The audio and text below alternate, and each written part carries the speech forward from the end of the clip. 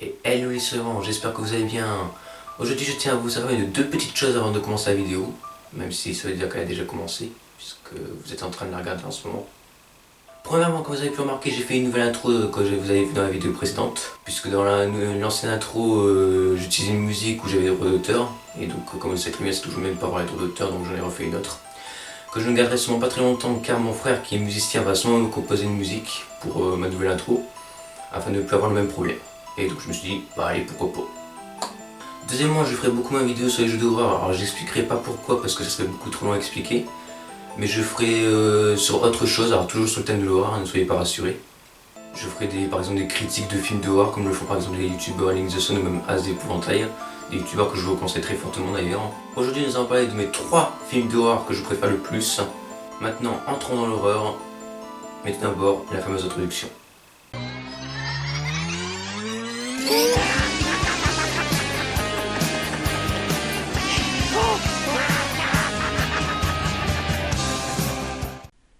Le retour de Snoopy pour parler de ses 3 films d'horreur préférés. Qu'en pensez-vous? Personnellement, je pense que ça devait être écrit dans la Bible. Alors je vais pas passer par 4 chemins vu que tous les chemins mènent à Rome. Je commencerai par le 3e film d'horreur que je préfère, puis le 2e, et enfin celui qui détient le premier prix. En vérité, j'en ai surtout 2 que j'aime par-dessus tout. Mais pour que la vidéo soit un peu plus longue, j'en ai rajouté un 3e que j'adorerais aussi particulièrement.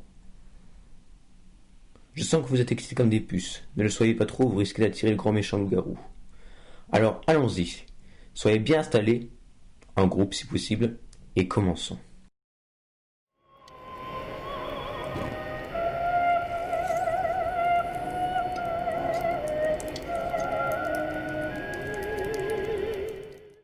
Tout commence par un slasher, où un groupe de jeunes tombe sur une ville pas très active, et où la plus grande attraction, si je puis dire, serait une maison faite entièrement en cire.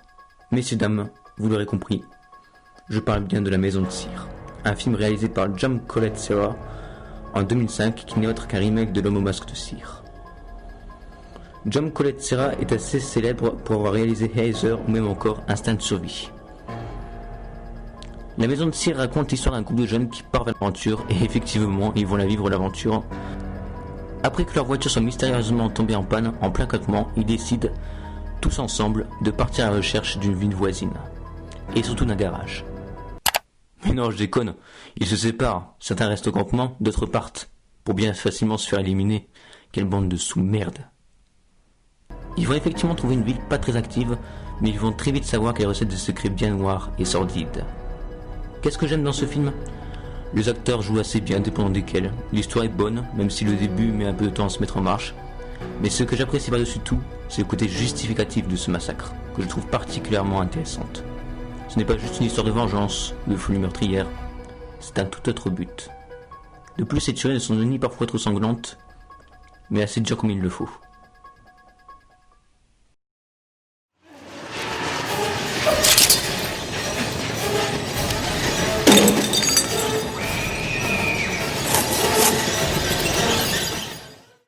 Après un bon slasher, je vous amène tout droit dans un torture porn, où des jeunes gens insouciants tombent entre les mains de tortionnaires dans une usine délabrée. Voici donc Hotel, un film, ou devrais-je dire plutôt un purgatoire réalisé par Eli Roth en 2005 aussi, et dont le producteur est Quentin Tarantino, le fameux. Hotel est une saga de 3 chapitres, les 2 premiers très bons sont réalisés par Eli Roth, donc, et le 3e selon beaucoup moins bon, réalisé par Scott Spielberg. Non, je crois que c'est pas lui.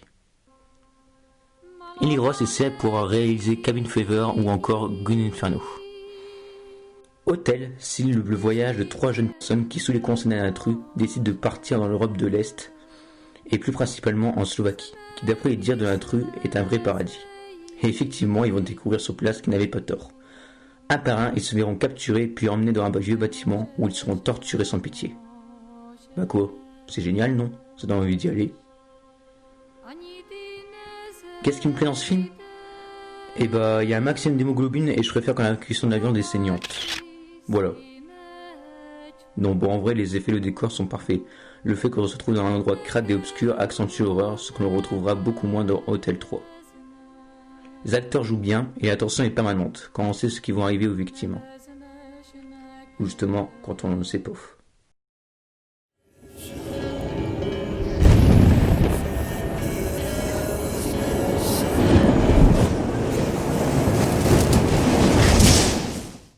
Enfin, terminons ce trajet avec le mélange d'un torture porn à un slasher. L'un des films d'horreur que j'idolâtre particulièrement, où un homme venu cambrioler une maison va se faire dépasser par un tueur en série sadique qui lui est venu pour toute autre chose. L'incroyable et le magnifique The Collector. Et oui, c'est le film d'horreur que je préfère par excellence.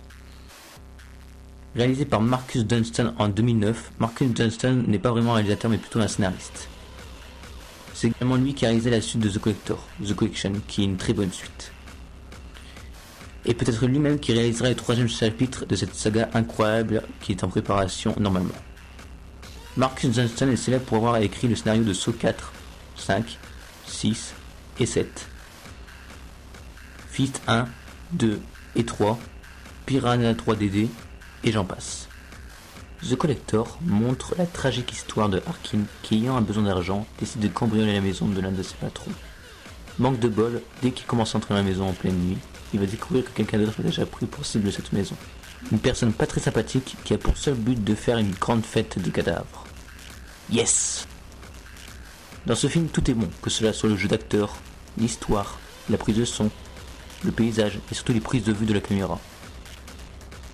En tout cas, à mon avis, il doit sûrement en avoir, mais je vois très peu de points négatifs. Non, franchement, ça n'est pas une critique développée, mais j'aime tout dans ce film. Même le générique de fin et de début, je l'apprécie. C'est tout pour vous dire. Et voilà, c'est terminé. J'espère que cette vidéo vous a plu. Si vous voulez que je fasse d'autres vidéos du même genre, ce sera avec joie que je répondrai oui. Ceci dit, je vous souhaite de passer une effrayante semaine. Et n'oubliez pas que ce ne sont pas les films d'horreur qui font de nous des fous, mais qui nous permettent juste d'être un peu plus créatifs. Allez, bye bye!